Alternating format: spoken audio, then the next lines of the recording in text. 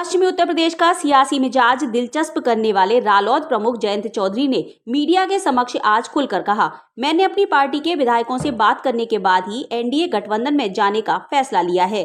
बहुत कम समय में ही हमने परिस्थितियों के कारण ये फैसला लिया। आपको बता दें, पश्चिमी उत्तर प्रदेश के बागपत के छपरौली में 24 फरवरी को हो सकता है चौधरी अजीत सिंह की प्रतिमा का अनावरण। पहले यह कार्यक्रम 12 फरवरी को होना था।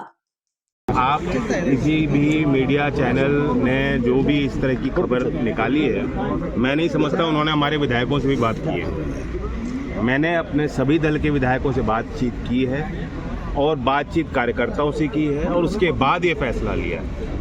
ये फैसले के पीछे ऐसा नहीं है कि कोई बड़ी प्लानिंग रही हो या बहुत समय से हम यही सोचे बैठे हों। बहुत कम समय में, अल्प समय में फैसला हमें लेना पड़ा, परिस्थितियों के कारण लेना पड़ा और हमने हमारे कुछ अच्छे हैं देश के लिए, अपने लोगों के लिए कि हम कुछ अच्छा करना चाहते हैं और जब भारत रत्न से नवाजा गया है, हम सबका मन प्रफुल्लित है। आज मुजफ्फरनगर के शुक्रताल में पहुंचे सीएम योगी आदित्यनाथ ने मुजफ्फरनगर से ग्राम परिक्रमा यात्रा का शुभारंभ किया। हालांकि इस कार्यक्रम में भाजपा के राष्ट्रीय अध्यक्ष जेपी नड्डा भी आने वाले थे, परंतु किन्हीं कारणों से उनका मुजफ्फरनगर दौरा रद्द हो गया। सीएम ने शुक्रतीर्थ पहुंचकर विभिन्न योजनाओं के लाभार्थियों के साथ संवाद भी किया। सीएम योगी ने मुजफ्फरनगर की पावन धरा पर जन सैलाब को संबोधित करते हुए मुजफ्फरनगर दंगा याद दिलाया।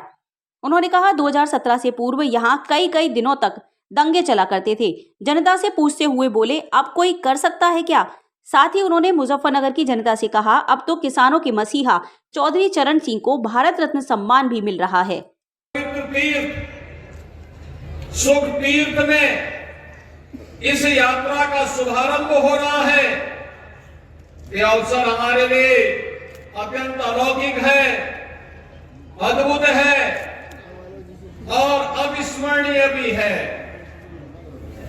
अलौकिक और अविस्मरणीय इसलिए 500 वर्षों का इंतजार करते हुए हमारे अन्नदाता किसान इस संबोधन को अपने साथ सोते जागते उठते बैठते सुख में दुख में हर कार्यक्रम में अपने साथ लेकर के चलते थे कि राम राम या राम राम सा या राम राम जी का वो संबोधन का और सब प्रभु राम लला के भव्य मंदिर के प्राण प्रतिष्ठा का कार्यक्रम आदरणीय प्रधानमंत्री जी के कर कमलों से 22 जनवरी को संपन्न हो चुका है।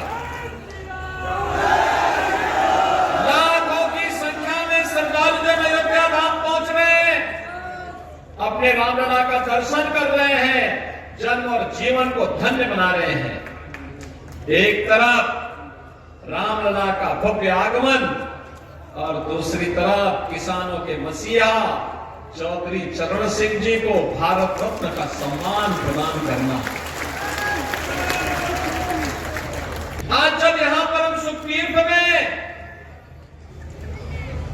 और भारतीय जनता पार्टी किसान मोर्चा इस ग्राम परिक्रमा यात्रा के साथ जुड़ी हुई है, भाइयों बहनों, हम सब इस बारे में जानते हैं। मैं जब यहां आता था, यहां के संत जन भी, जनप्रतिनिधिगण भी एक ही बात कहते थे कि सुखतीर्थ ये हमारा पवित्र धाम है। आज से नहीं, आज से 5000 वर्ष पहले भगवान वेदव्यास के पुत्र महाराज सुखदेव जी ने यहीं पे श्रीमद् भागवत महापुराण की पहली कथा यहां पर राजा परीक्षित को सुनाई थी। 5000 वर्ष पहले दुनिया के कौन सी ऐसी जाति मत और मजहब है जो अपना 5000 वर्ष का इतिहास बता पाएगा? लेकिन हम तो गर्व के साथ कह सकते हैं, हमारे सुखतीर्थ में जो भागवत भूमि है, 5000 वर्ष पहले यहां पर महाराज सुखदेव ने श्रीमद् भागवत महापुराण की कथा का श्रवण करवाया था और ये कथा जन्म और जीवन दोनों को धन्य करती है। डबल इंजन की सरकार ने आपसे कहा था, सुरक्षा का वायदा किया था। 2017 के पहले इसी प्रदेश में दंगे होते थे और मुजफ्फरनगर का दंगा तो कौन नहीं जानता, कई महीनों तक चला था। हमारे सभी नेता ज्यादातर जेल के अंदर थे।